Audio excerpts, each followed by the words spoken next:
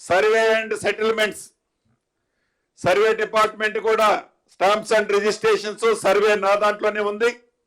ఈ సర్వేకి సంబంధించిన దాంట్లో ఇందిరమ్మ ప్రభుత్వం వచ్చిన తర్వాత రాష్ట్ర వ్యాప్తంగా సుమారు 970 మంది సర్వేర్లు ఉండాలి. కేవలం 232 మంది మాత్రమే ఉన్నారు.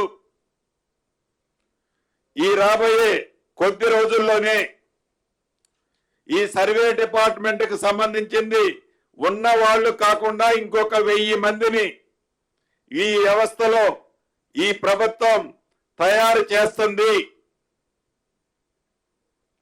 అదే రకంగా ప్రధాన ప్రతిపక్షం అని చెప్పుకుంటే మాజీ మంత్రులు అంటున్నారు స్టాంప్స్ అండ్ రిజిస్ట్రేషన్స్ రెవెన్యూ తగ్గిపోయింది, రియల్ ఎస్టేట్ పూర్తిగా పడిపోయింది,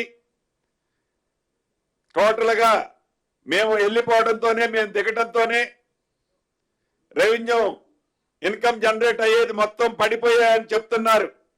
గడిచిన 4 నెలలలో ఈ సంవత్సరం మొత్తం మీద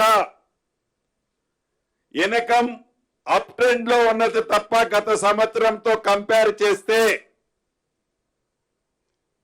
డెఫినెట్ గా డౌన్ ట్రెండ్ లో లేదు అనేది ఆ ప్రధాన ప్రతిపక్షాలు గ్రహించాలి అనేది ఈ వేదిక ద్వారా వాళ్ళకి తెలియజేస్తున్నాను.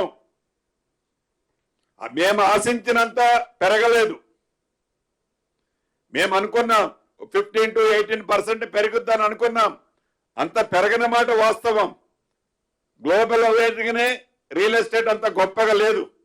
అయినా కూడా మన తెలంగాణ రాష్ట్రంలో అప్ ట్రెండ్ లో ఉంది తప్ప డౌన్ ట్రెండ్ లో లేదు అనేది ఆ మిత్రులు గమనించాలని వారికి కూడా ఈ వేదిక మీద నుంచి తెలుపుతూ ఈ స్టాంప్స్ అండ్ రిజిస్ట్రేషన్ కి సంబంధించిన సబ్ రిజిస్ట్రార్ ఆఫీసులను కూడా గతంలో చెప్పిన విధంగా ఇప్పటికే కొన్ని ఐడెంటిఫై చేశాం.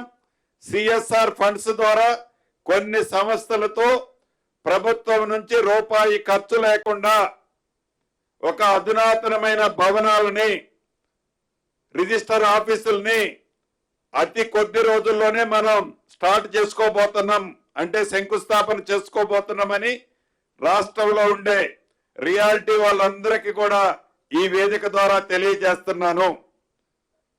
చిట్ట చివరిగా నేను చెప్పదలుచుకున్నది ఒక్కటే. ఒక సామాన్యుడు, ఒక గ్రామీణ ప్రాంతంలో ఉండే ఒక పేదవాడు తను ఒక ఓటు ద్వారా తెలంగాణ రాష్ట్రంలో మార్పు తీసుకొస్తే ఈ మార్పు ఫలితాలు ఆనాడు 10 సంవత్సరాలు పరిపాలించిన ప్రభుత్వం ఏదైతే పరిపాలించిందో దానిని మరిపించే విధంగా ఈనాడు గౌరవ ముఖ్యమంత్రి రేవంత్ రెడ్డి గారి నాయకత్వంలోని ఈ ప్రభుత్వం పని చేస్తుంది. సంవత్సరం క్రితం పేదవాళ్ల గుండెల్లో ఏ రకంగా అయితే ఇందిరమ్మ వారి గుండెల్లో ఉందో సంవత్సరం తర్వాత పరిపాలన కూడా అంతే గుండెల్లో ఉంది.